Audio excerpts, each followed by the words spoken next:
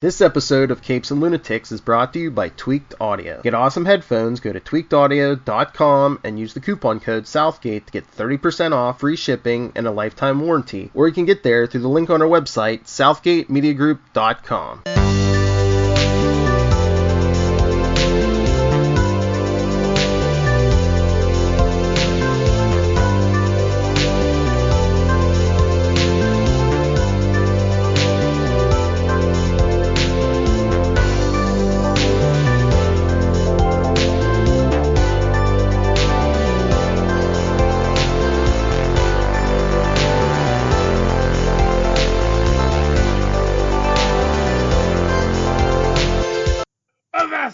Hearties, and welcome to Full Stream Ahead.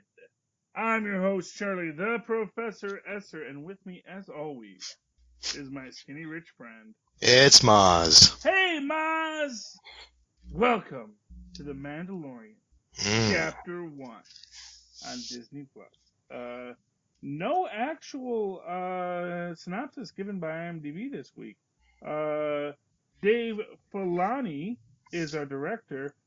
Jon Favreau gets our written by for this episode, as well as our created by, and then George Lucas gets our based on characters created by credits. Pedro Pascal, of course, is our Mandalorian. Greef Karga is Carl Weathers. Werner Herzog is the client. Ahmed Abtai is Dr. Pershing, and Nick Nolte is Queel. Taika Waititi is, of course, IG-11. Now, IG-11 is the droid bounty hunter, right? Oh, yes, the bounty hunter. Okay, right. Who is really, in my opinion, just really central to the whole piece. Oh, really? Oh, yeah, honestly. Because I'm going to get to that when we get to that part. But the droid is central, that they sent a bounty droid. What is your question, Tristan? Why is technically the Empire still kind of thin?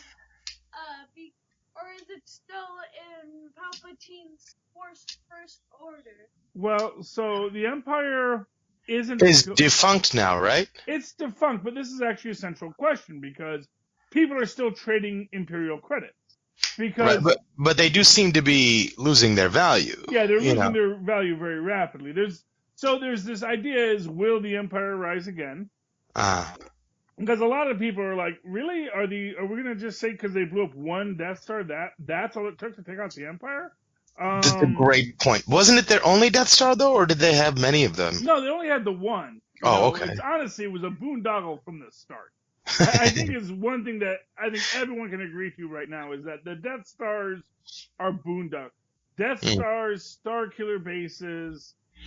I mean, I even think that sure they have the miniaturized planetary cannons on the new, so spoilers for Rise of Skywalker, on the new Star Destroyers, but even that I think was just, it's just a waste of money and time and effort, and really not how you run an empire.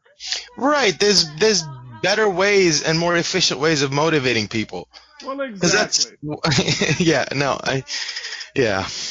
Anyway. So maybe it's not as integral. So yeah, I guess the Empire does have a very good chance of coming back. Well, something will come back, and the real question is, are they going to honor the Empire's debt? Because as I will say in this, as I've been saying for a while, because you have a point in this when we get to IG-11, the statement of the manufacturer's protocol, and who is the manufacturer. Because these are weapons that are manufactured and utilized by both the rebels and the Imperials. What type of droid is that other droid? You know, the one about the Chief of Yoda? That was the IG-11. He was a bounty droid. No, the other one. Remember? There was only one droid about to shoot No, you baby. don't remember? In like the episode where they were doing the rebel prison break. Oh, that was I don't know, buddy. That was a whole other thing. Right. Yeah. That's a show Mozz hasn't watched yet. So I'm sorry. quiet the spoilers. I'm Okay. sorry. It's okay. I didn't mean That's okay. Maz is only watching these episodes real time, so we have to Yeah. be cognizant that Maz hasn't seen everything yet.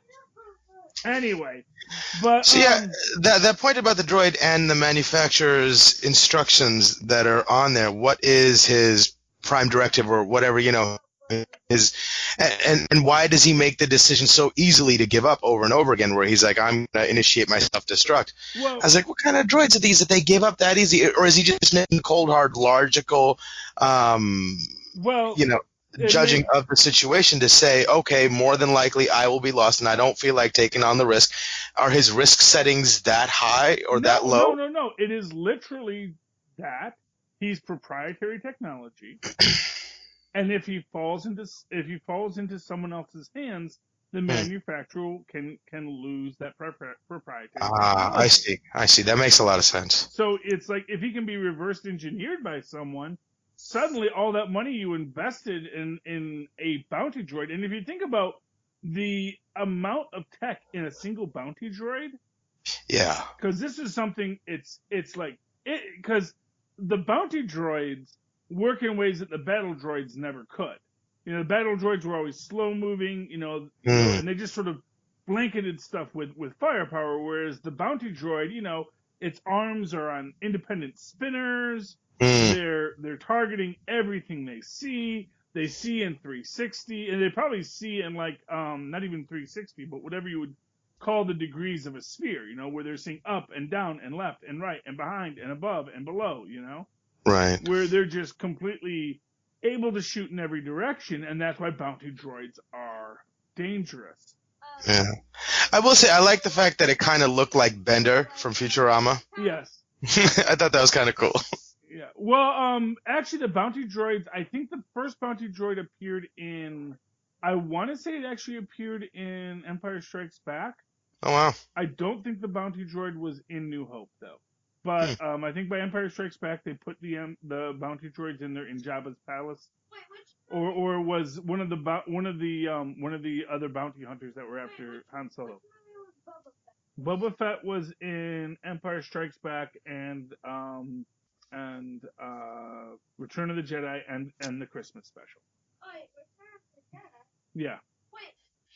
He was also in Clone Wars. Did the holiday special come before or after? Holiday special came after New Hope, but before Empire Strikes Back. So that's why that's Boba Fett's first appearance. Oh wait, I forgot to say. What? Boba Fett's first appearance looks just like the Mandalorian. Yes, the Mandalorian looks a lot like Boba Fett, and they have a lot of similar design features to that holiday special. Yes, they both have the same disintegrator weapon. And another callback in this episode to the holiday special is the blue guy talking about how he wanted to get back home for Life Day. Which is interesting because that also suggests that Life Day isn't just a Wookiee holiday, but is a trans-species holiday, probably similar to the way that Christmas is seen across a lot of people where you don't have to be Christian to celebrate Christmas. Right. It's crossed over to being a cultural phenomenon as opposed to simply a religious one.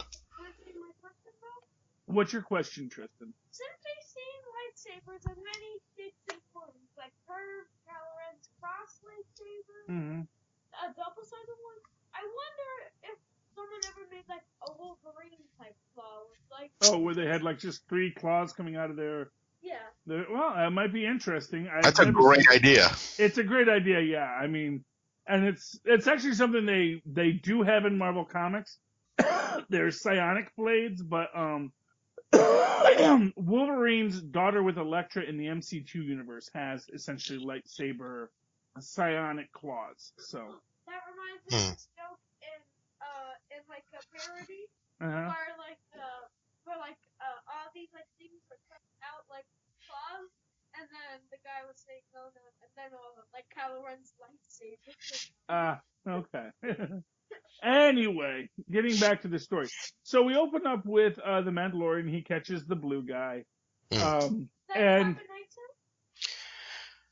I like a lot that goes on in this the first scene. I think the first couple scenes really establish a lot in this.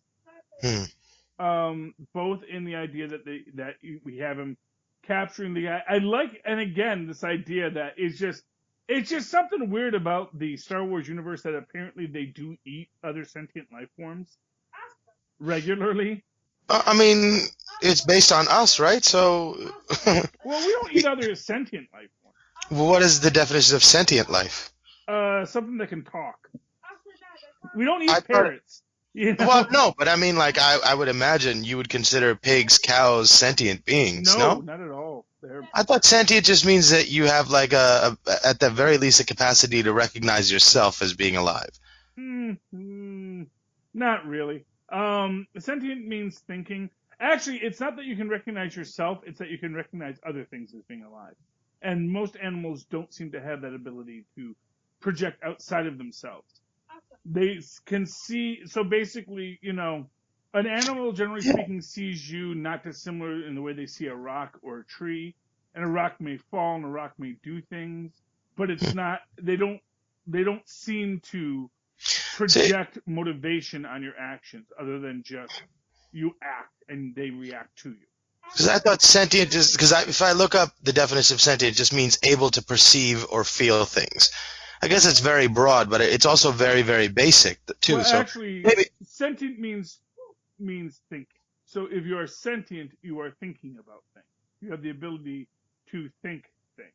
And yeah, you could certainly argue that some animals can think things, and you could certainly argue that animals can do certain things, but basically, we don't eat any animal that sort of protests to being eaten. I mean, well, no, I wonder about that too. They really don't. I mean, they may have protested being killed, but they don't really, and really even protesting to being killed, when they have to be aware that they're about to be killed before they protest to being killed. So, if you're just, yeah. So anyway, but that's animals. Yeah, but, right. It's everybody's opinion. I A guess. lot of people think animals don't deserve to be eaten, but, It's All I'm saying is that it's not, when you see other species eating other sentient things, I think that's kind of the way of life. And maybe they're trying to point to the ubiquitousness of that, Yeah, I mean, well, it's like I said, it's when you and the animal are speaking the same language, I think it does cross a certain line. But okay, yeah, I see what you're saying. But obviously, that's a trope here, is that they're totally cool with that, Yeah. They're totally cool with eating, and specific. I guess the implication is that hey, certain parts of other species are just tasty enough. And truth be told, they might have just wanted to remove his glands. They didn't necessarily have to kill him necessarily to remove his glands. Or his not even very valuable. Well, yeah, I think they were just going to forcibly milk his glands, I guess. Who knows what they were going to do? I don't even want to know, but he certainly was disturbed enough by the concept. Yeah, no, it definitely seemed like they wanted to cut him open and get his glands out. Maybe that's the delicacy. It's kind of like, it has to be eaten raw or something. I don't know. Who knows and then it's funny that you couple that with the fact that, the way he describes the way he expels waste from his body and the terms he uses and how disgusting they make that sound. And it's just an interesting sort of. Well, yeah, he makes the point that he's molting, and it's that he and basically what's that that's the species in the Orville, the all male ones, how they only pee once every 7 years or something like that, or they pee once a year. Yeah, it's like I haven't expelled since. So. Yeah. So anyway, but I also thought it was interesting that he's gives him the choice. It's like you can either go warm or you can go cold. Yeah. Yeah. And it's like, and he does get frozen in the carbonite there. It's, because, why are you trying to think you're going to get one over on the Mandalorian, Right. Throughout it, everyone talks about, how impressed they are to meet an actual Mandalorian. Right. But everyone seems to think that it's not, well, at least this guy doesn't seem to think it's that big a deal that he's going to get one over on a Mandalorian. Well, also, I mean, like in that moment and in that situation when you're confronted with that, what other choice do you have?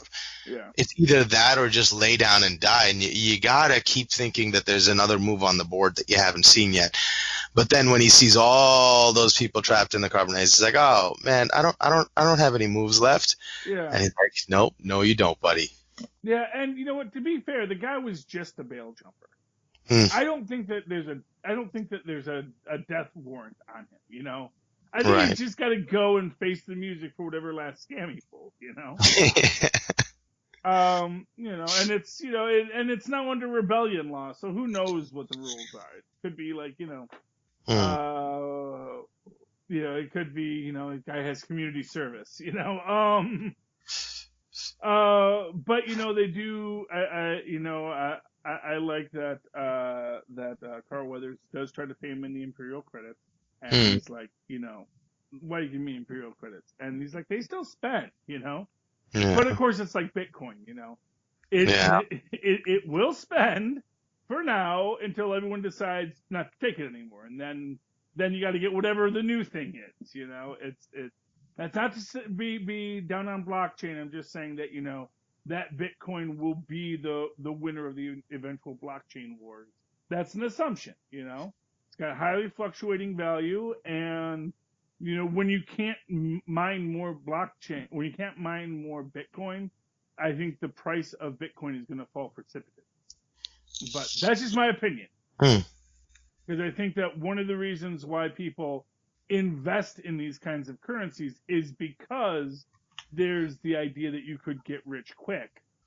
But the second that you can no longer get rich quick, I think that that the value of it's going to drop off precipitously. That's just my opinion. That's just my theory on it. And I think once you no longer have a new source of the product, that's when that's going to really start to unwind the premise. But in this case, our Mandalorian does not want it, and basically he says, "Look, I can give you calamari flan, but I can only give you half the price." And he takes it because at least the calamaris are still printing money, and it'll have value tomorrow, And that I think that was the right choice, especially since we do see later that there is a lot of negativity around, especially for Mandalorians, about taking Imperial money. Because they don't like Imperials. No, we actually haven't seen that yet. Actually. Oh no, you do see that. You do see that this one because he gets the down payment. I mean, who does like the Imperialists? Well, obviously the Imperials like him. Right, but I mean, like, and Grief Karga certainly doesn't mind dealing with them. So I think within that structure, it's like, well, why not? Their money spent, And for a guy like Grief Karga, that's the question: is does the money spend? Am I losing money on this transaction, or am I making money on this transaction? But of course, our Mandalorian, like all young punks out to make his fortune, he wants to know what else they got, and he says, "Look, and he tells me, look, I got bail jumpers, I got, he says, what is it, business? No, business is great, but everyone wants to be a part of it. This is actually this is something that's actually interesting when you look at real estate agents. That real estate agents, how much a real estate agent makes tends not to fluctuate very much on average, because what occurs is as there are more houses for sale, more people go into real estate, and as more people go into real estate, suddenly the amount of money that any individual real estate agent can make starts to drop off. So, anyways, and that's the situation he finds himself in. There's lots of people looking for people to bring in folks, and it also sort of gives you that sense that they're trying to keep the semblance of structure together. Like, I only have this many bounties to give out, only this much money to pay for it, and all this community of bounty hunters need to be fed. And, if I need to maintain them as customers of places, they can come to get a job, I need to dole this out to keep my herd fed a little bit while the empire has broken down. So that's an interesting little tidbit into how the world is scrapping to keep together. Exactly. Yeah, and it is very very interesting how it all plays out there. But he gives him, he says, "Look, I have one job." And he's like, "Well, give me the puck." And it's like, "There's no puck. It's, I can give you the fob, and I can, tell you how to connect to them, but that's all I can do for you." And he goes down to the ex-Imperials. And I do love how you get the Mexican standoff. We got like the 6 stormtroopers in their yellowing armor. Yeah. And he's like, "There's 6 of us." Like, I like those odds, Stormtroopers get a bad rap in this, and all these poor beaten down stormtroopers, man. Yeah, You see well. them in their broken, their yellowing armor, and you're feeling for these guys. It's like, man, I was a stormtrooper, man, and just no respect anymore. But So, what does he do with that bar of precious metal, whatever it was? He goes to the place and they melt it down and turn it into like a shoulder plate? Yeah, shoulder plate. And then he donates half of it to his people, right? Yeah, he gives half of it to the foundling. Oh, okay, gotcha. Those are like the orphanage from where he came. And the idea of the foundling is and this is just some backstory on the Mandalorians here, and we do get mention of this where the actual guy who's played by Jon Favreau, the heavy armor trooper. I don't know if that's actually him in the armor, but it's his voice. And he says, that's an Imperial ingot, and yada yada yada, and we don't, that's bad that you're dealing with Imperials, because apparently the Empire really did a number on the Mandalorians, and now the Mandalorians are kind of scattered and sort of living in these exile communities. And one of the things I think you get from this is that you get this real idea that these are really kind of ultra-Orthodox Mandalorians, that there are different kinds of Mandalorians, and like the Mandalorian code, that some people are really hardcore on it, and some people are like much more sort of reformed Mandalorians. But, the ones that are still out there and in hiding, these are these Orthodox Mandalorians. They don't take off their helmet for anything, and... So that's a religious thing with them, or like a... Yeah. I mean, and they mentioned that in the next episode, that, weapons are their religion. Right. But the whole, like, not removing your helmet, that's kind of... I don't understand the... Well, the idea is they don't... I just took it as it's probably not true, and that's probably just one of those crazy rumors about these, ultimate mythical figures that, they never take off their helmets. Well, but what it is they don't take it off in the presence of other living beings. Oh, okay. So yeah, okay. That comes up in a couple episodes later. All right. I was gonna say he's not people showering with the helmet on or the helmet off. Yeah, no. Right. Okay. But it's a little more complex than that, but it also is very, it's like any other religious headscarf or religious head covering. So it's like you don't take it off in public. Gotcha. Maybe when you get home and you're with your wife, maybe you take it off or whatever. But, so now it's interesting. Their whole mythos or their whole narrative of their story for their reason to be is based on a profession, right? That's where the impetus of their moral code comes from. Is from the execution of the job, right? Yeah. Well, exactly. That's cool. They're all guild members, and they make it very that there is a code that they have to abide by, and we're gonna really get, like I said, the depth that we get, man, and it's like amazing. The depth that we get into the Mandalorian code and Mandalorian culture in these 8 episodes, it's so much more than we've ever been given before. That's really cool. And it's so much more complex and beautiful than we've ever been given before. It's kind of like what they did with the Klingons in really more Deep Space Nine than Next Generation, although you got a little bit of it in Next Generation. But you don't really get the Klingon culture till you get to Deep Space Nine and the Worf relationship. That's where you really get into what it means to be a Klingon. Huh. At least I feel, That's really cool. I never watched Deep Space Nine, but that's a very, very interesting thing about it that piques my interest that I would want to go and watch it now. Oh yeah. I mean, that's like 3rd season when Worf joins. But it's you really start to get much more into Klingon culture. I think you got a little bit of Klingon culture on Next Gen.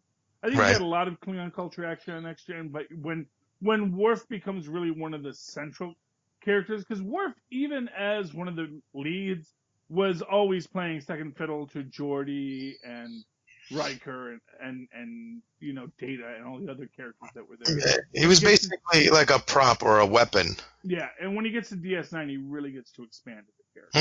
And I really feel that that's what The Mandalorian is doing for The Mandalorians here. They're really explaining why they are seen as the cosmic BAs that they are, and where it's going to lead to. Now, he gets his ingot, he gets his piece, and they say, has your signet revealed itself yet? He's like, no, not yet. So he goes to track down the 50-year-old mark that they can only say it's somewhere in this area, and he meets Kiel, played by was it Nick Nolte? I think that's what you mentioned, yeah. Yeah, Nick Nolte, I believe. Yep, Nick Nolte as Kiel. And it is really, it's really cool how he tracks, how of course Kiel sort of walks him, and it's kind of like, it is such a magical troll you meet on the road kind of thing. But in his own way, he has his own motivations. He says, look, this is a planet for people who want to find peace, and since this thing came here, there has been no peace, because all that comes is people like you trying to find it and trying to take it. And this is where I think is like the biggest point of it, is when he actually gets it. When he finds the mark. And there's like 50 bounty hunters holed up in this little place, seemingly guarding it. That's the thing. Were they guarding it, or were they also there to try to steal the prize from him? I mean, that's the thing, because they all seem very coordinated.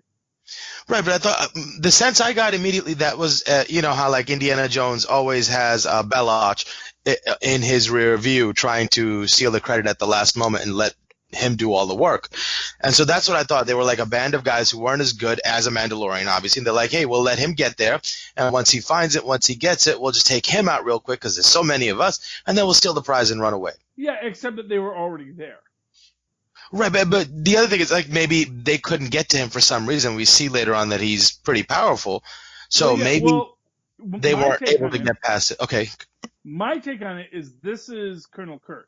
I got a very dark view of Baby Yoda. I'm going to be honest with you here. Oh, how interesting.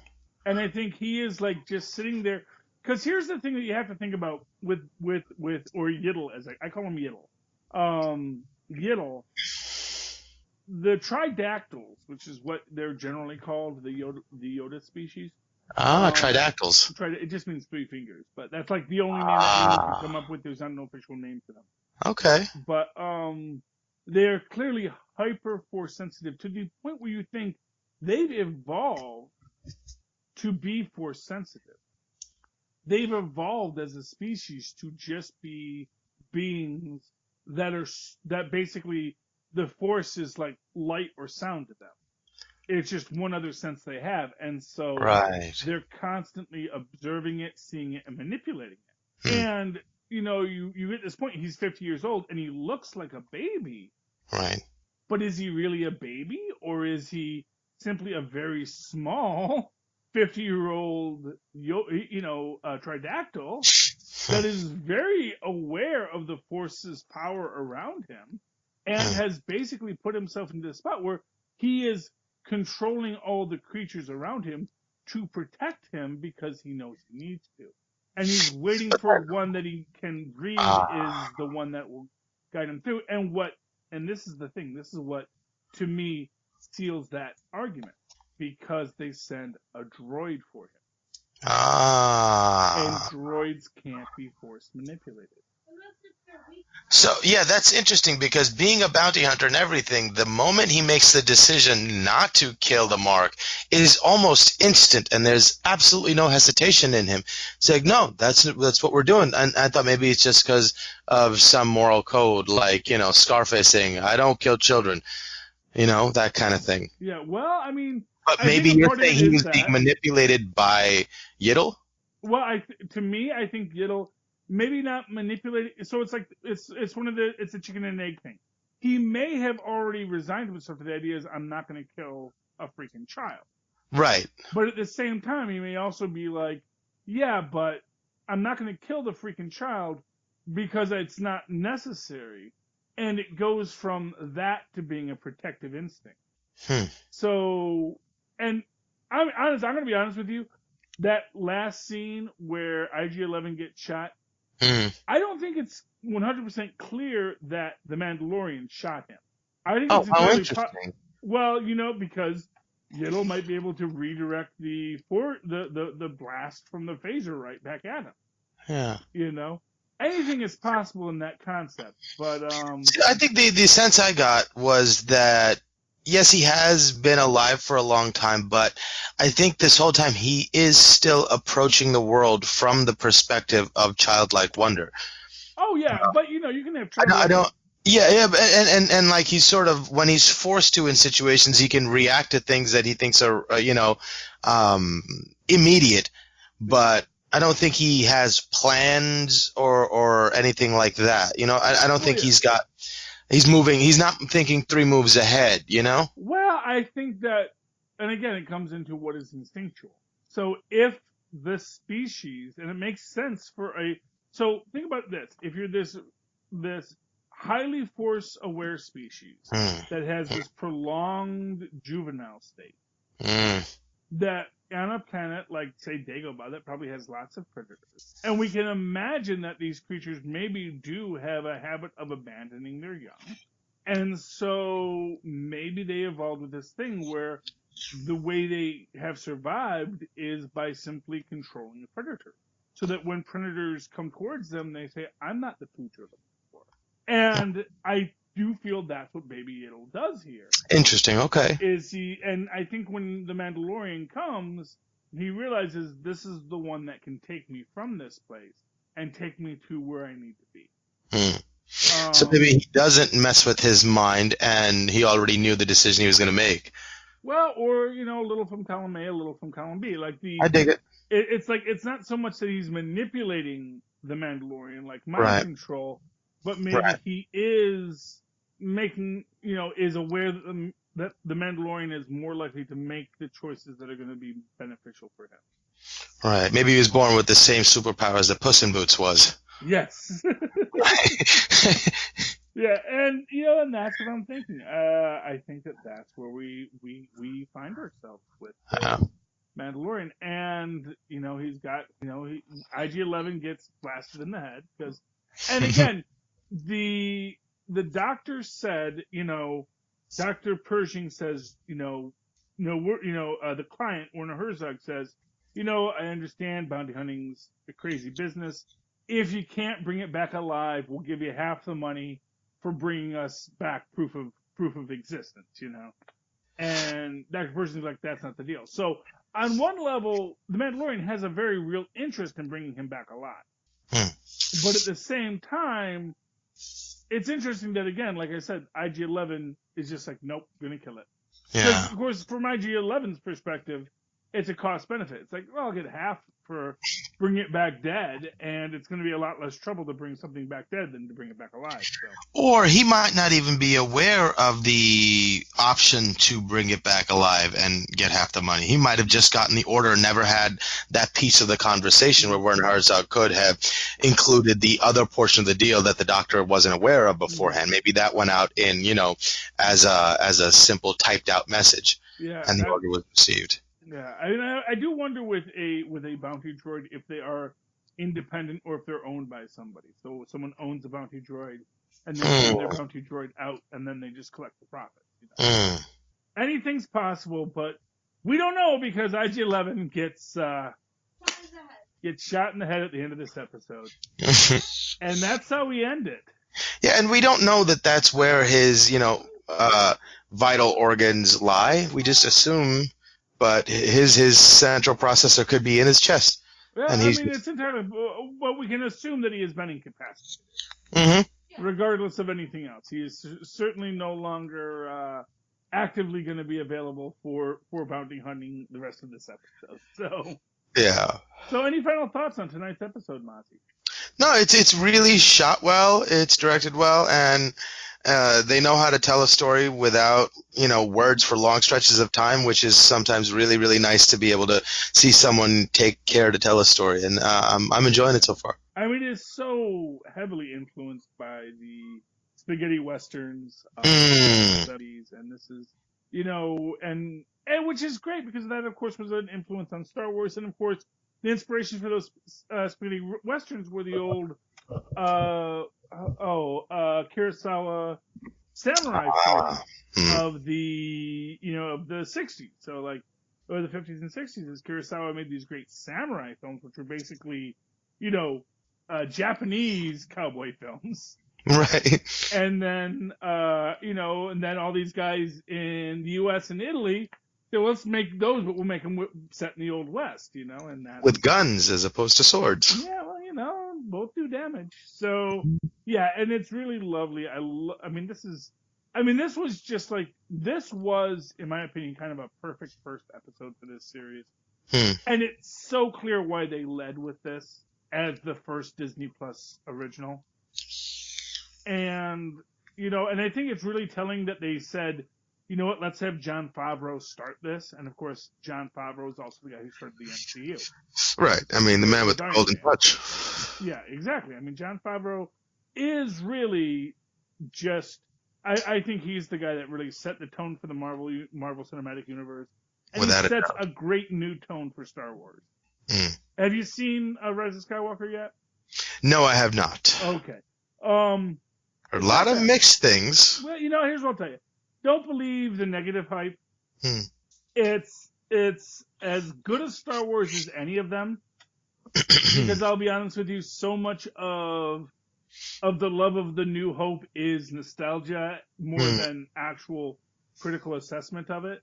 And I love A New Hope, don't get me wrong, but I think it hits every beat that you're gonna want to hit if you're a Star Wars fan, unless you're a Star Wars fan looking for a reason to be mad. If you're not looking for a reason to be mad, this hits the notes. You go, oh, I like how they did that. I like how they did that. I like how they expanded the mythos and defined things in a nice way. So I think Rise of the Skywalker did really well. I think The Mandalorian is Star Wars now. That this is the thematic for Star Wars going forward. And I won't say that Rise of the Skywalker doesn't fit into this, especially with its ending. I will say this, Rise of the Skywalker has the best ending of any of the Star Wars films I've ever seen. And that is my honest opinion. Well, I won't say the full ending, but I will say where they leave the story is the best place to leave the story. Huh. They do a little fan service at the very end. I was like, we didn't need that. But, all right. Jar Jar comes back. No. That's not true. That's not what happened. But, no, it ends in a very nice way. And I like the story they told. So, but The Mandalorian is going to define Star Wars going forward. And I think, especially because we're going to be getting, the Obi-Wan series. And is it going to be Ewan McGregor? Yeah, he's already in it. In fact, apparently they've been shooting it. So that's coming great. soon. He's a phenomenal actor. Yeah, he's great, and I think if they have like a long form format like this where they can really explore his motivations and build him as a character, and I think that'll be really fun to watch. Oh yeah, and I guess they haven't cast young Luke yet, but they are going to get, you're going to get young Luke, and you're going to get, I hope they haven't mentioned it yet, but I think we're going to get a lot more with Uncle Owen. And to me, that's the real interesting concept is Uncle Owen, and if you get into the question of force sensitivity, if Uncle Owen is force sensitive as well, suggesting that maybe Shmi was force sensitive, and that, because that's the weird thing about it. It's like the Emperor created Anakin and Shmi, but then just leaves him on the planet. It's like, first off, why even select Shmi if he's not going to follow up on it? And it's because she had to have a lot of Force sensitivity too, you know? So anyway, that's just my theory, but we'll see how it all plays out when we get to the actual Obi-Wan series. But in the meantime, this has been The Mandalorian, and Mozz, if people would like to talk to you about The Mandalorian, Star Wars, or anything else, how can they find you? Oh, they can email me at mozzmanzor@gmail.com or find me on Facebook under Mozz Manzor. That's MOZZMANZOOR. And, of course, you can always write to me, Charlie the Professor Esther, in that old-fashioned email way, the way we did back in the 80s when the Empire first struck back at superconnectivityblog@gmail.com. That's superconnectivityblog, all one word, @gmail.com. And really, actually, that was probably more after Return of the Jedi, which means The Mandalorian falls in that period where emails were first starting to catch on. And, of course, follow me on Twitter as I live tweet things if I ever feel like it. @Charlie Esser, as everything's getting more streaming. It's harder to say what's going to be next, but that's CHARLIESSER. Look for the 2 E's in the middle. For quality. Bing! All right, you land lubbers. You made it to another episode of Full Stream Ahead. Please board us again next week. Arr.